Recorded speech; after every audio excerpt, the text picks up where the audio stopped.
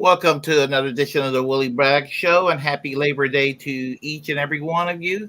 Tonight we have a special guest, Shane Coughlin from Understanding Modern Monetary Theory, and I'll let you introduce yourself. And before I do, thank you for co-hosting Braglands the other week. I never did get a chance to do a proper thank you. Yeah, you saved the show. So Of anyway, course. yes. No problem. Um, so, my name is Shane. I'm,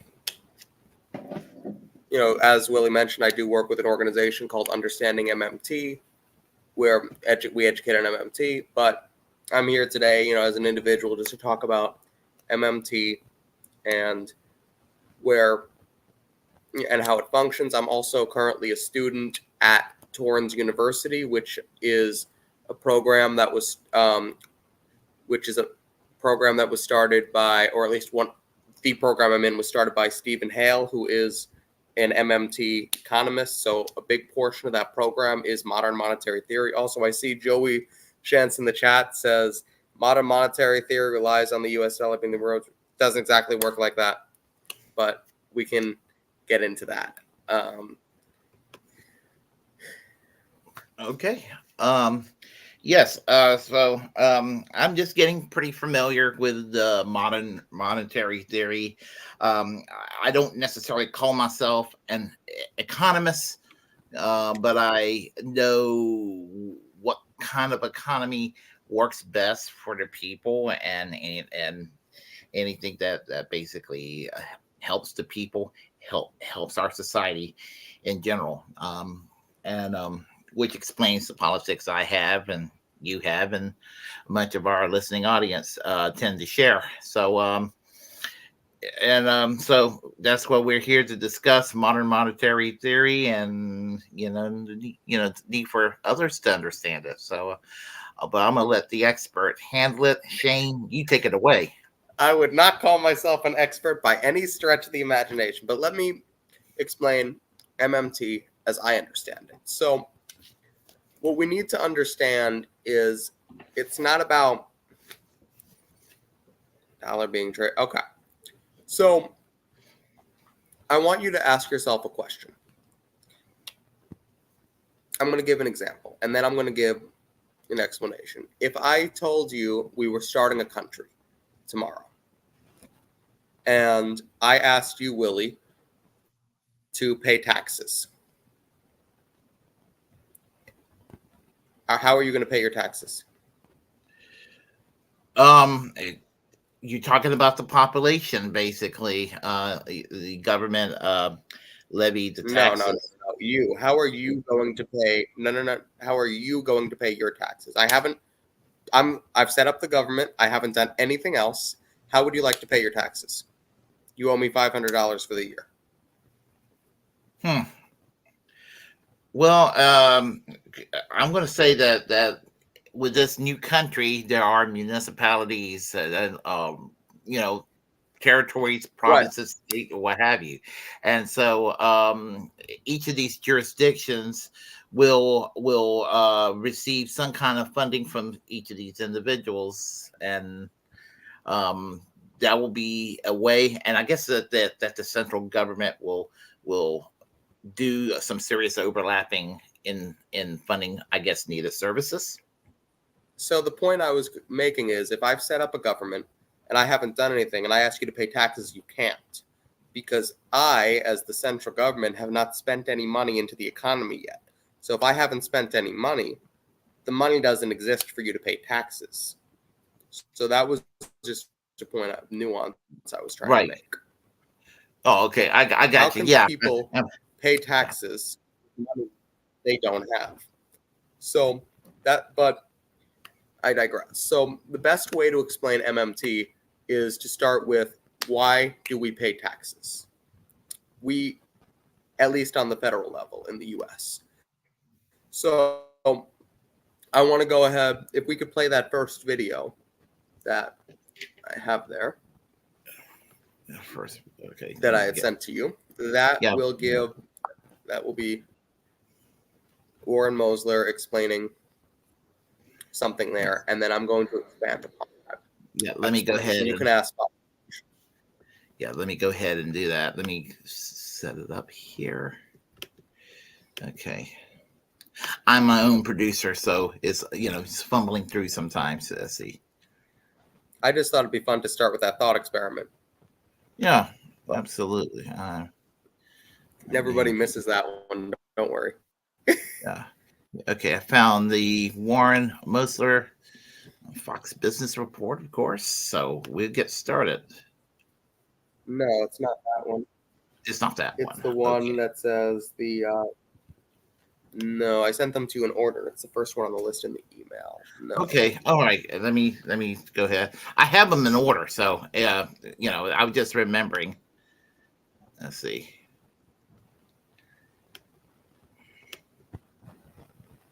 It's no problem. Oh. Let's see.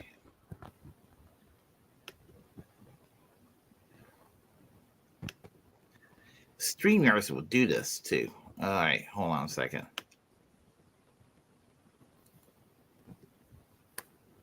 What in the world?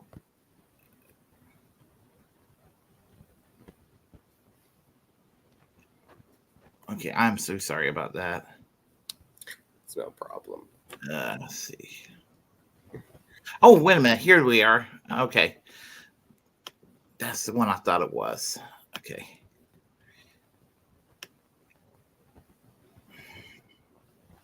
All right. Right. So let's say we're in a card game. Right. And I'm the scorekeeper. It's like, how many points do I have? I don't have any. All right. Well, then how do I give you 100 points? Well, I just write them down in your account. I write them down in your account. Okay. And then you lose. Do I have fewer points? No. And then somebody else has a bad hand and I take points away. Do I have more to give to the next person? No. Somebody in a card game says like, well, that's not right. I should be able to just change my own score. It's like, fine. You want to have a card game where people can change their own score? It's not going to work. It's not going to function. You're not going to be able to vision the government. The whole point of the monetary system, the initial point, or what I would say as a point of logic, the whole point, I know there are other points, lots of lobbyists have all kinds of points in their monetary, is to provision government. Okay, you want to be able to move people from the private sector, move real resources from the private sector to the public sector. People get together. I like these people who get together and say, hey, we hate government. We're just going to get together ourselves and agree to do this. Well, that is government, right?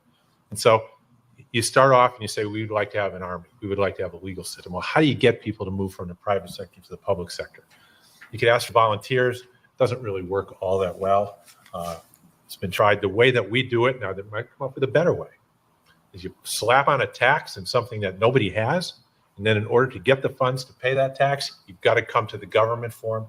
And that way the government can spend its otherwise worthless currency to provision itself. Now, the way I like to do that, to explain that, is I take out my business card here. And I ask, does anybody in this room want to buy? And this is called How to Turn Litter into Money. Does anybody want to buy one of these cards? They're $100. No, okay. Does anybody want to stay afterwards and help vacuum the floor and clean the room? I'll give you my cards. No. Right. Oh, by the way, there's only one door out of here. And my guy is out there with a 9mm, and you can't get out here without one of these cards. Can you feel the pressure now? You are now unemployed. You are not, in terms of my cards, you were not unemployed before. You were not looking for a job that paid in my cards. Now you're looking for a job that pays my cards, or you're looking to buy them from somebody else who will take a job. The difference between the issuer of a currency and the user of a currency. Yeah. Okay. Yeah, absolutely. And that's government, and I'm not saying that you can't come up with a better system. And the last thing, there's no one out there with a 9mm. Just right? Yeah, and For our audience at in home, which case there's this no thing way goes here. from being money back to 'Cause I litter. hate that. The difference between money and litter is whether there's the tax man. The guy with the 9mm is a tax man. So You let's- can't enforce tax collection. The value of the dollar goes to zero. So I just want to look at some of the words he said there. So he said the key word there is scorekeeper. So the federal government in the U.S. is our scorekeeper. They mark accounts up and down. They're keeping score. It doesn't matter how much money the federal government has because they really don't have any money. All they do is mark the accounts up and down. Now, the reason for taxes is because you need the US dollar to have value. If you didn't have to pay your taxes, why would we do business using dollars? We wouldn't. We wouldn't, because there'd be no reason to, but because you're forced to use the dollar to purchase things, that means that it has value. The tax creates the value of the dollar. Okay, yeah, the tax creates the value of the dollar, and which I guess in a way it circulates back where needed services can be funded to do its operations, and it's kind of my understanding, kind of like a circular effect. Basically, it feeds back into the economy, which improves the economy, which creates the revenue that goes back. I mean, the taxes that goes back to the government, and it seems like kind of like a cycle there. Well, let's take a look at what you said. You said the money goes back to the government. So what if you pay, when you pay your taxes, the government actually destroys your money. They don't reuse that for revenues because they don't need to, because they create the dollar. What they do is they destroy it. They take it out of circulation. You pay your taxes with cash, they shred it. You pay with a wire transfer, it's canceled in the middle. You pay with a check, they cancel the check. They don't need your dollars. They create the money. Every time a new bill is passed, Congress appropriates money in order to pay for it. It's new money being spent every time. Now, the purpose of taxation is simply to give the dollar value, and it's to allow the government to spend. Why would you do work for money, for the government's money, if you didn't have to? If the government first they impose the tax. Let's look at the order of operations. First, they impose a tax. Number one. Number two, they spend. So now the money is being spent in the economy. Number three, you pay the tax back. That's right. Number four, they destroy the money. Number five, well, it wouldn't necessarily be number five, but the next thing here, yes, and E. Heller makes a good point. I'm talking about federal taxes. Local taxes are a different thing because your city does not create money. Your state does not create money. Can we go ahead and look at probably the best way to do this? Let's look at that last link I sent you, the one I sent you in the chat here. Can we take a look at that real quick? Oh yes, we sure can. Give me a quick moment. We'll get that link set up. Well, it's set up.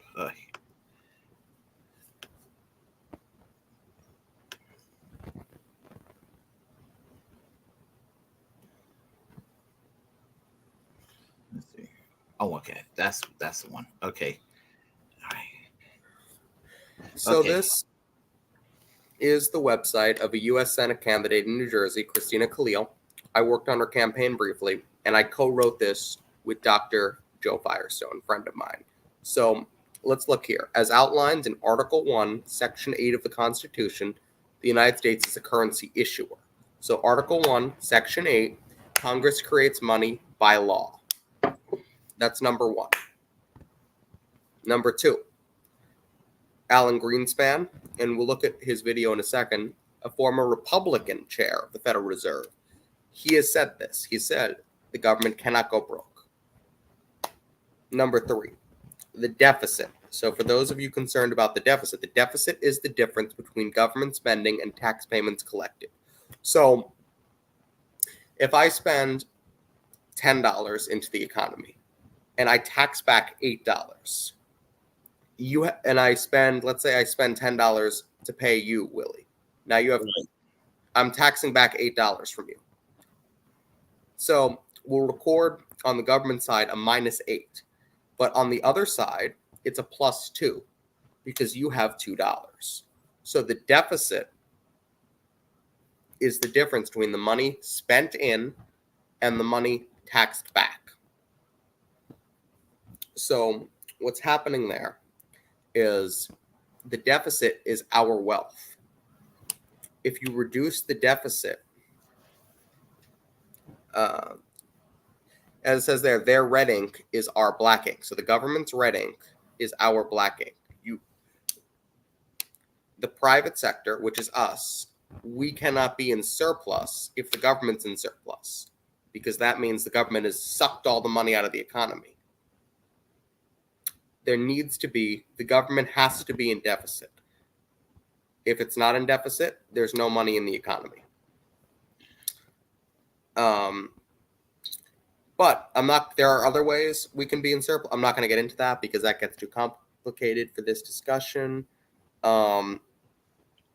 Here's my favorite example of the government creating money. Well, during the COVID-19 pandemic, there were 2 bills totaling $2.2 trillion. No tax increases. The government just spent the money. That's it. Mm-hmm. Let's not get into borrowing money from China and any of that. We don't really borrow. That's complicated. Let's stick to domestic. If we want to come back, I can talk about foreign, but I want to stick to domestic for today. So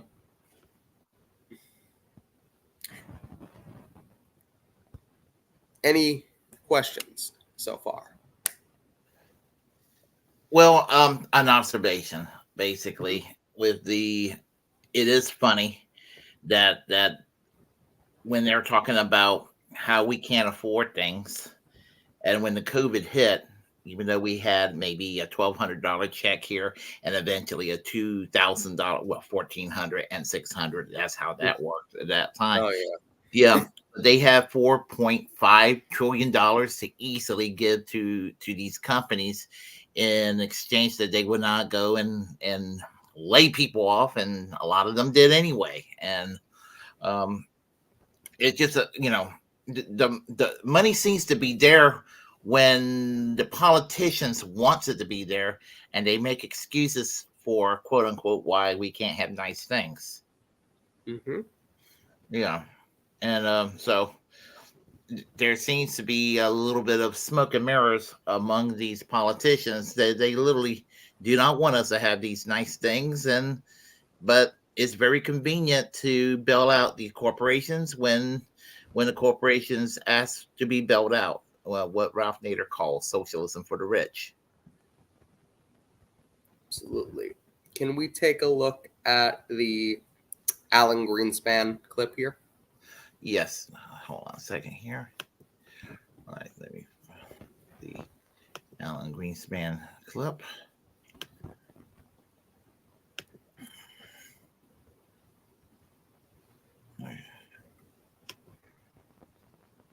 Okay, I found it. Okay. So this is Alan Greenspan testifying in Congress under oath. And remember, Alan Greenspan is an extremely right-wing, libertarian-esque kind of Republican, conservative. He's under oath here in Congress. Paul Ryan's going to ask him a question. Let's see what he has to say. So having personal retirement accounts is another way of making a future retiree benefits more secure for their retirement. And also, do you believe that personal retirement accounts as a component to a system of solvency does help improve solvency? Because when you have a personal retirement account policy, it's accompanied with a benefit offset. With that feature in place, do you believe that personal retirement accounts can help us achieve solvency for the system and make those future retiree benefits more secure? Well, I wouldn't say that the pay-as-you-go benefits are insecure in the sense that there's nothing to prevent the federal government from creating as much money as it wants and paying it to somebody. The question is, how do you set up a system which assures that the real assets are created, which those benefits are employed to purchase? So it's not a question of security. It's a question of the structure of a financial system which assures that the real resources are created for retirement as distinct from the cash. The cash itself is nice to have, but it's got to be in the context of the real resources being created at the time those benefits are paid, so that you can purchase real resources with the benefits, which of course are cash.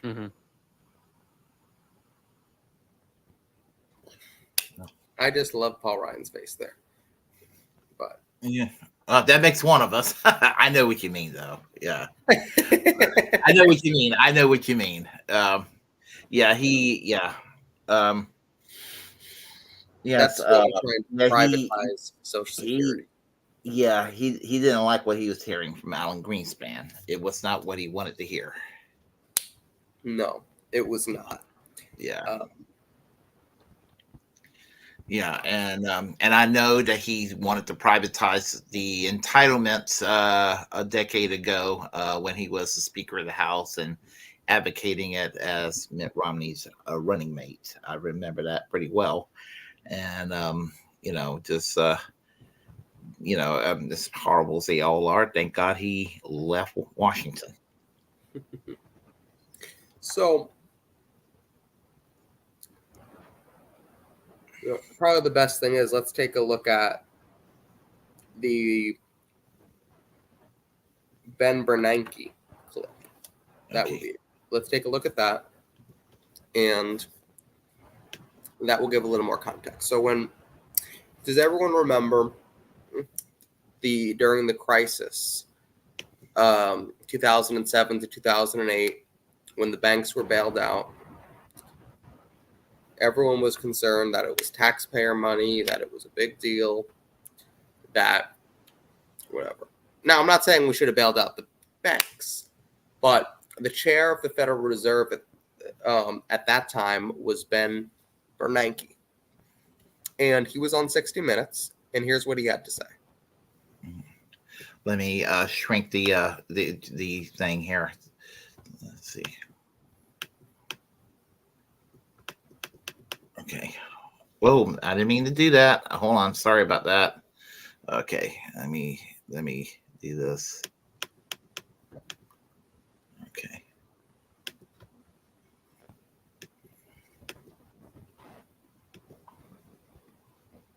That the Fed is spending? It's not tax money. The banks have accounts with the Fed, much the same way that you have an account in a commercial bank. So to lend to a bank, we simply use the computer to mark up the size of the account they have with the Fed. It's not taxpayer money. We use the computer to mark up the accounts that the banks have at the Fed. Chair of the Federal Reserve. Again. And it's not just the U.S. Can we take a look at the Reserve Bank of Australia governor really quickly? That's the Bernie Fraser video. Yeah, will do. Just want to cycle through these quickly because they're very short, and then we can talk about it. Yeah.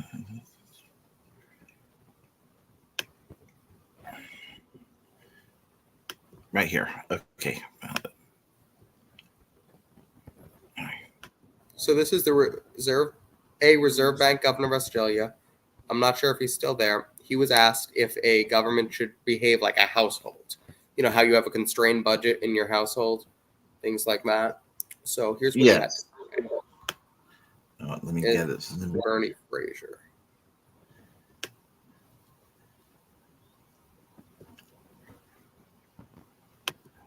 All this folky nonsense about governments have to live within their means, governments have to behave like households and like businesses, that government spending is bad, deficits are bad, debt bad.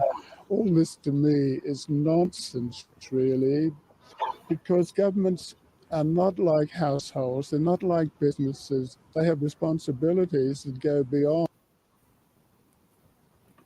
Yeah. And the Reserve Bank, by the way, is basically their equivalent of our Federal Reserve. And then let's just take a look at the last Alan Greenspan video really quick.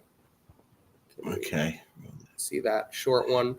So this is another one of Alan Greenspan.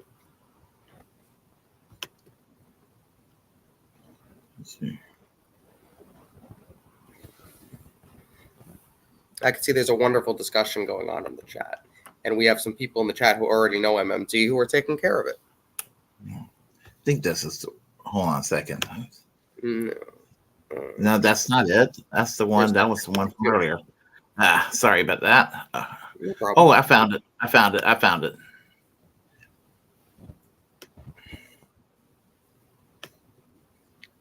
It's called lack of sleep today. I can tell you're tired. There we go. Here he is again. Any debt it has, because we can always print money to do that. So there is zero probability of default. Zero probability of default. That's a dirty little secret that that the politicians do not want people to know. We will never default.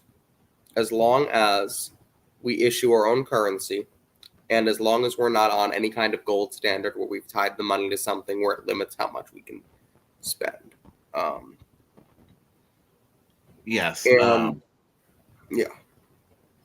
Yeah, and I tell you, for many years, when it came to the gold standard, I always had trouble understanding that concept, and I've had people explain that to me multiple times. And I do know some economic libertarian types that swears by it, and but they'll talk about they will talk about the fiat money that we have here and everything, but we're trying to poke some holes into that theory, I guess. So anyway, yes. So any further thoughts on this?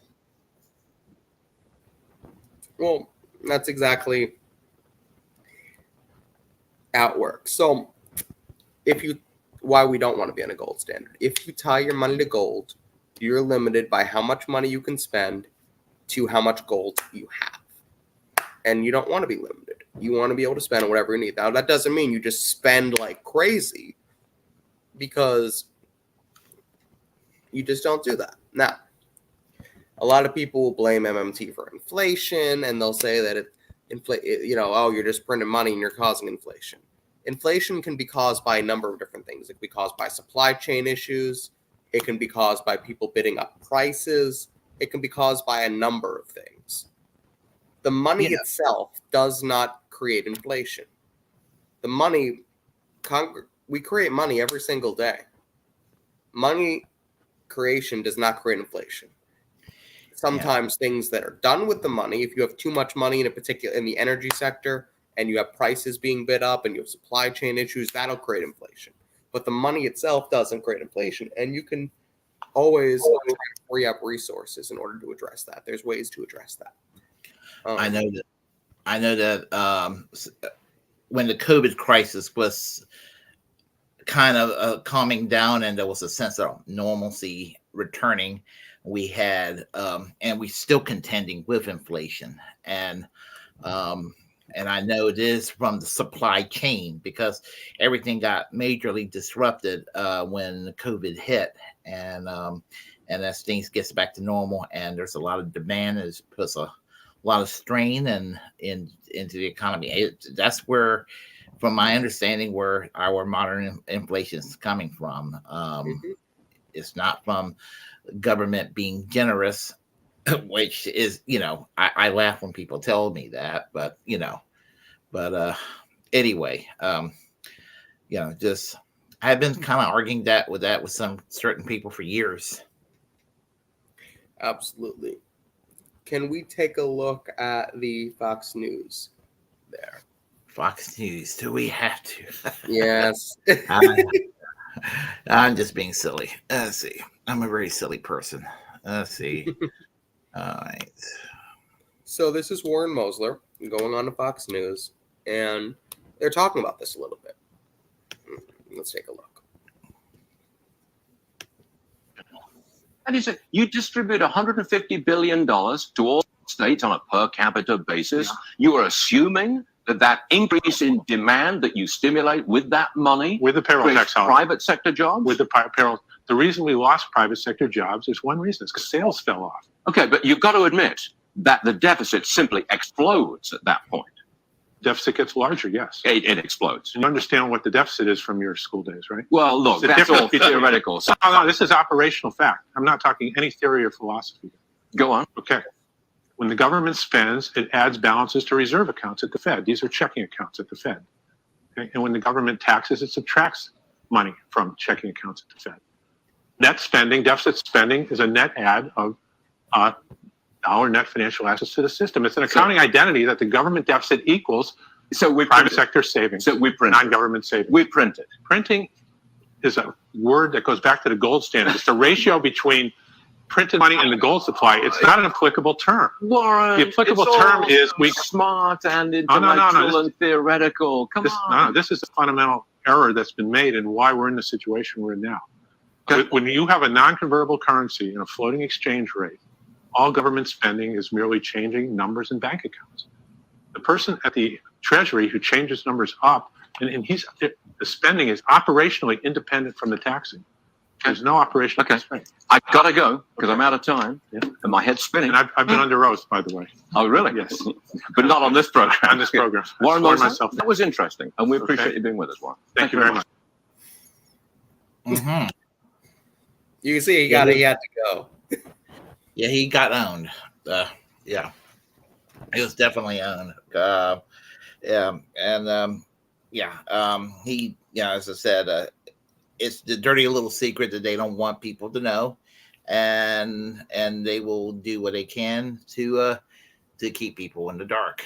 And that's how I'm looking at that. More and more each and every day.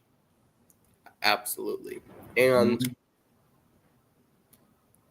kind of the thing. Can we take a look at the article from the Understanding MMT website that I had picked out? Oh yes. Give me a minute here.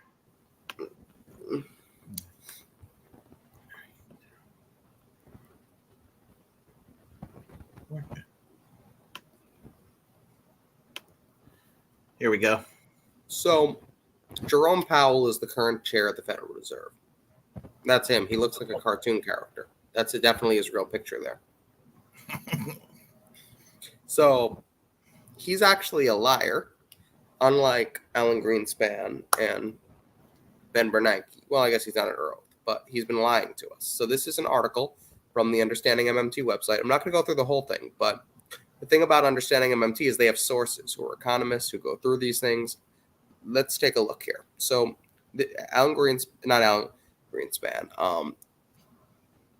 Jerome Powell went on 60 Minutes, I believe, and if we scroll down, we can see what he said. There is. If we scroll up, there. Can I see his quote?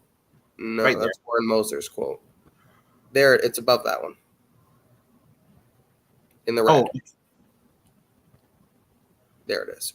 So he Okay. says, over the long run, of course, government debt does matter.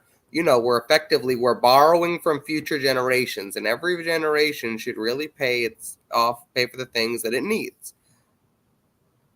It can cause the federal government to buy things that it needs, but should really pay for those things and not hand the bills to our children or grandchildren, Jerome Powell.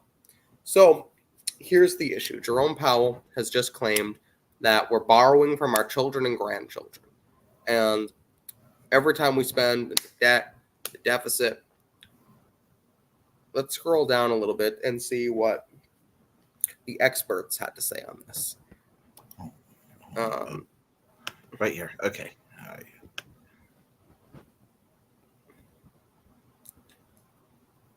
Warren Mosley says right there. You guys can go to this website and take a look. It's understandingmmt.org. But essentially, the experts here are saying, no, that's not how this works. And Having trouble. Okay. Okay. You talking about the facts here? yes. So Yes. here, Warren Moser says, close examination of monetary operations shows that dollars to pay taxes and dollars lent to the U.S. Treasury come from only the government and through its agent, the Federal Reserve Bank. So he's saying all the money comes from the federal government and the Federal Reserve. There's no reason to worry about anything. Treasury securities are just US dollars, he says. He's saying that he's lying. Or we scroll to the next person, Professor Steve Keen. He says, the government doesn't borrow money to fund expenditure. It creates money now by fiat. So you were just talking about the fiat currency. Yes. That's how we create money, now by fiat. Sam Levy here, he's an economics professor. He says each generation produces goods and services, and most of those don't last very long, and they're consumed by the same generation who produced them. There is no way to consume goods and services produced by our grandchildren because time machines don't exist to be able to go back and get the goods and services. Right. And Phil Armstrong is another economics professor here. He says, if we are worried about the current generation and future generations, we should ensure that real resources are used in such a way to benefit both. So he's saying, yeah, that's a bunch of nonsense. But if we're concerned about that, here's how we deal with that. And then he says, if you think about it, how can we borrow from future generations? Can they send anything back in time? You can see how ludicrous the claims are. And then we have Joe Firestone, who says, both the history and explanation of the results of historical attempts to pay down the national debt suggests national debt is not a burden. It represents the wealth of the private sector, he's saying there. And the idea that our grandchildren pay it back is a myth. So you guys can go to this website. There's all kinds of articles like this. And what I can do, when I get home in the morning, I can, I would just add, I would just add the links under inside the description box. So let's make sure. So let's look the key things on MMT. Number one, the government creates the money in a system like in the US, Australia, Canada, etc. The government creates the money. Then they impose a tax, then they spend. Then you pay the tax, they delete the money, and every time they spend, they create new money. That is how things work. Now, the national debt and the deficit are our private sector wealth. Every single time. Do you remember the Clinton surpluses? We went into the private sector was destroyed by the Clinton surpluses. He was bragging about how he got the deficit close to zero, or the debt close to zero. He drained all the money out of the private sector. That is not smart. Now, yeah. Bush, as much as he was spending on the wrong things, actually, people like to say, oh, the Democrats are more fiscally responsible. The Republicans talk about it. The fact that, Bush still spent money helped us get out of that recession, quicker. He didn't start doing it quick enough, the deficit spending, but we needed more. And he was spending on the wrong things, obviously. But we need that money in the economy. We don't need it out of the economy. Every time we've been in surplus, the government has been in surplus, the private sector suffers. Remember that. You do not want to have the government in surplus, unless a number of other factors, which I will not get into here. Can we take a look at the movie trailer? So, yes, hold on. I want to end with this, because I know we're almost out of time. Yeah. If you want to learn more about MMT, there's a couple of different things to look at. There is a book called The Deficit Myth, which was written by Stephanie Kelton. There's a book called The 7 Deadly Innocent Frauds of Economic Policy, which is available free online, and that was written by Warren Mosler. You can get that. I think it's moslereconomics.com. And there's also a movie called Finding the Money that was produced by Marin Poitras, who I've been working with to do screenings for the Green Party recently. And this movie, it dumbs it down. It covers pretty much everything in MMT not everything, but it covers a number of things. We'll end with this, and then since it's Labor Day, I'm going to give a brief description of job guarantee, which is the one policy MMT itself advocates for. So let's take a look. So much of the public discourse, it's like we're going through life one eye shut and one eye open, and we're only getting half the picture. And then somebody like me comes in and says, well, let's make sure we see the full picture. People naturally think, wait, government deficit, this is a negative thing. Stop this right now. And I say, hang on, let's open the other eye. The government debt is not a burden on anyone. The national debt is exactly the opposite of what the orthodox story tells us. This modern monetary theory. Modern monetary theory. What is MMT about, and why has it suddenly exploded? The last thing we need is some harebrained theory. We're broke. America's broke. Congress has spent all the money. Does the government have to borrow dollars? No, of course not. They don't find the money, they create it. That's what they do. Where does money come from? There's a theory that says we should not be looking too closely at money. Didn't they tell you? You never touch the money question. You're going to scare the hell out of everyone. You could take the national debt clock that scares everyone and just rename it the US dollar savings clock. So now don't you feel better? The true story of money is not the story that I've been told.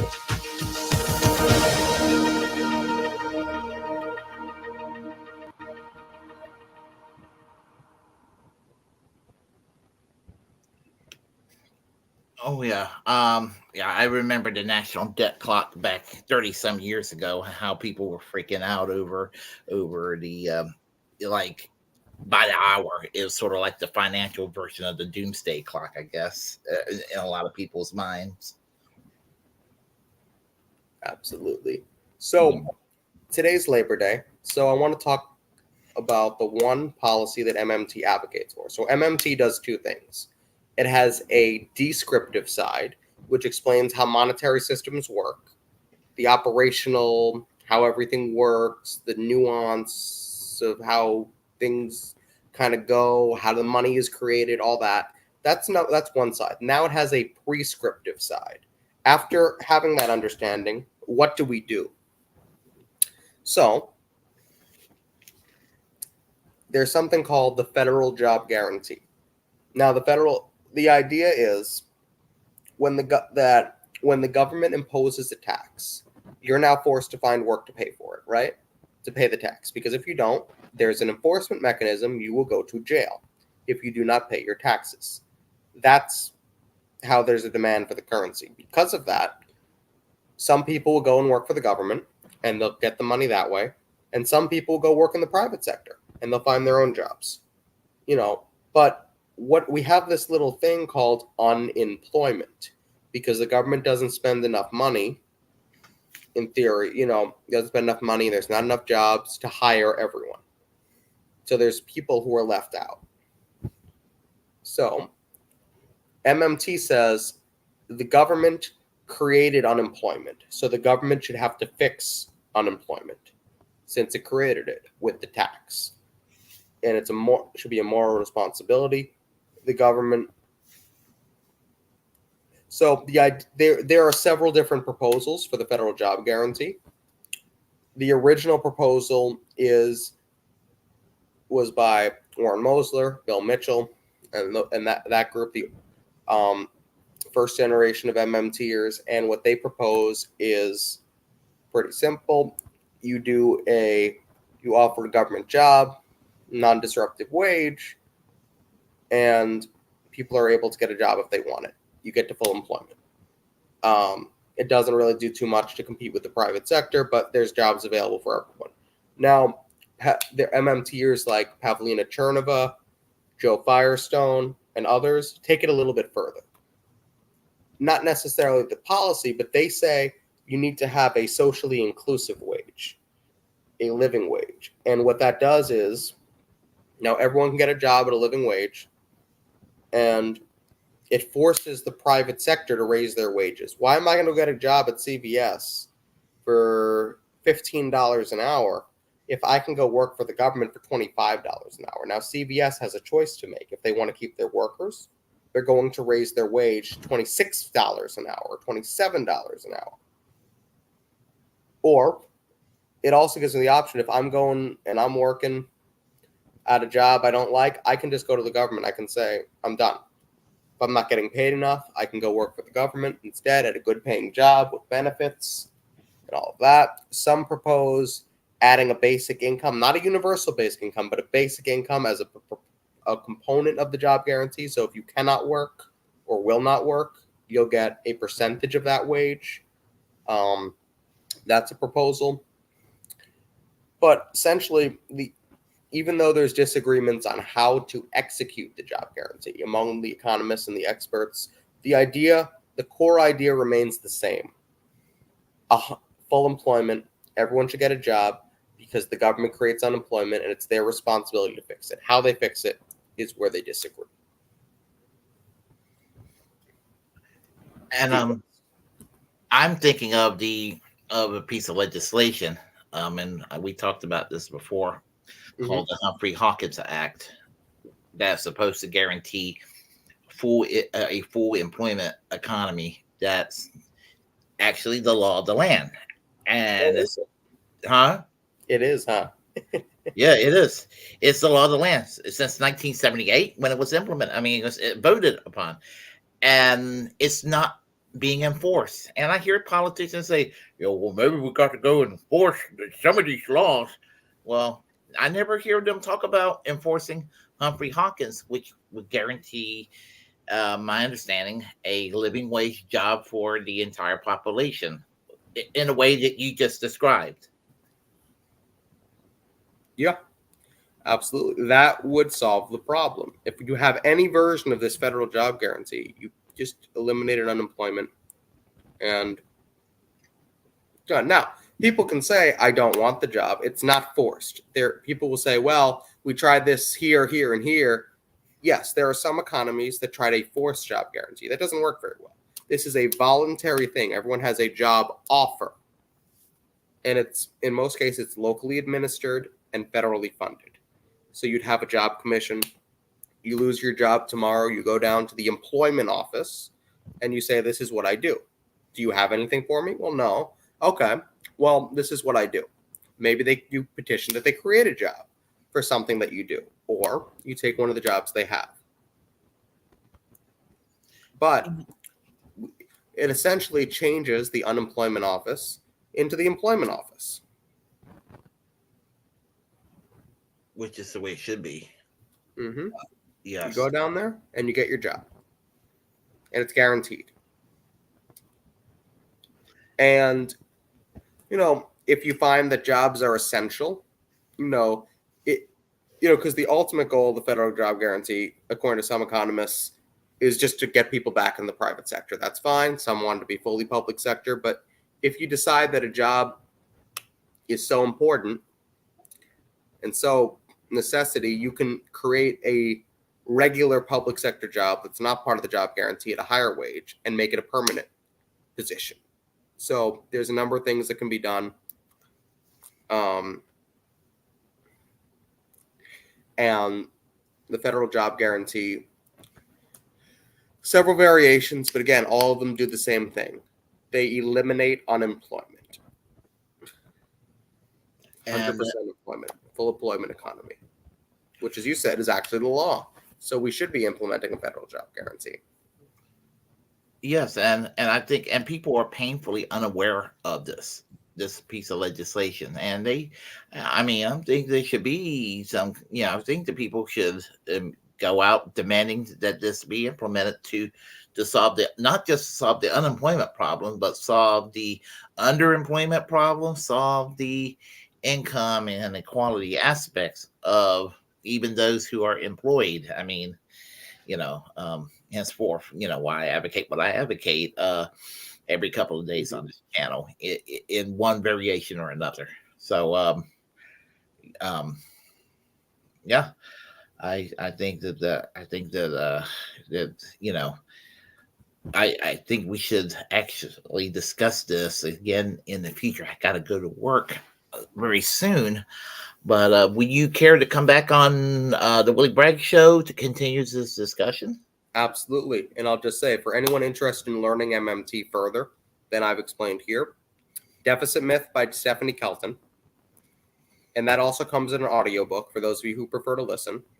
7 Deadly Innocent Frauds by Warren Mosler, free online on his website, Mosler Economics. I'll send you all these links if you want to put them in the description. A Case for the Job Guarantee by Pavlina Chernova. That is a very short book. Warren's book is, these are all pretty short books. Case for a Job Guarantee by Pavlina Chernova. That's also an Audible as well, if you like to listen. And understandingmmt.org, another good resource. A little bias on that one, but it is a good resource.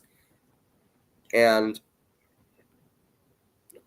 there's a number of new books that came out of MMT, but those are the ones I recommend for those of you just starting out. All right. And so my next guest will be you when you come back. I'll make damn sure you're going to be the next in line. And we'll discuss that at the end of our, when I sign off right now. So there you have it, folks. Kind of a basics 101 of modern monetary theory, and so we will discuss this again in the future. Do you have any other announcements about anything going on? No, like I said, just check out those books. I'll give Willie the links to put in the description, and that's the way you learn more about MMT. And that movie, Finding the Money, great movie. All right. So, okay, everyone, if you like what you heard, please press like and please press like, comment, and share. Whatever I have here on my program, feel free to do that. As a First Amendment absolutist, it's my duty to inform you to create your own platform and utilize it because we're the muckrakers of our time. Subscribe to the Willie Bragg Show on all my appropriate platforms. I will put down Shane's information. Follow him on Facebook. Follow him on Twitter. It's not called X. And I will put down the Understanding MMT website and the YouTube channel and everything that up there on my description box. If not tomorrow, by Wednesday, it'll get done. So please do that, everyone. And remember to free and pardon Ed Snowden. Make sure this work to have Julian Assange fully pardoned, even though he's freed already. Free Palestine, free healthcare, and free speech for all. Y'all take care, and we'll talk in very briefly. All right.